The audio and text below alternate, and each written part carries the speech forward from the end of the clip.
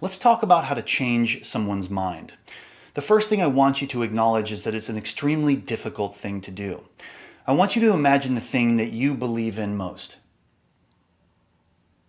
Now imagine not believing in that anymore. And you might be thinking, hey, forget you. There's no way I would ever change my mind about that. See, it's very difficult. So you still want to give this a try? All right.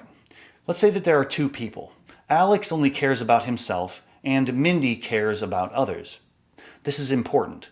Both ways of being are completely valid and equal. There is no agreed upon cosmic rule book for how to be. Therefore, we need to acknowledge that Alex is not fundamentally better than Mindy, nor is Mindy fundamentally better than Alex. They're just two different people with valid and equal ideas about how to live. Now, there is this weird obsession that many humans have with wanting to convert others to their ways of thinking. All right.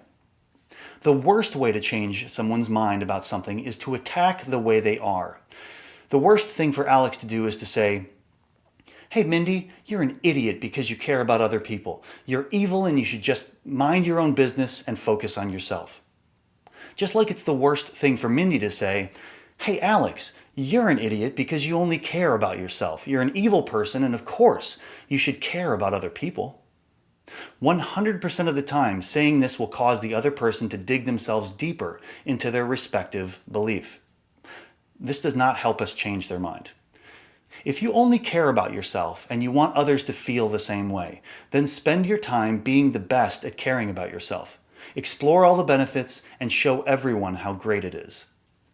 If you care about others and you want everyone to feel the same way, then spend your time being the best at caring about others. Explore all the benefits and show everyone how great that is.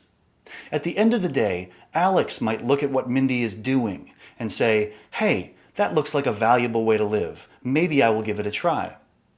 Our positive actions are more likely to inspire change than our words of condemnation.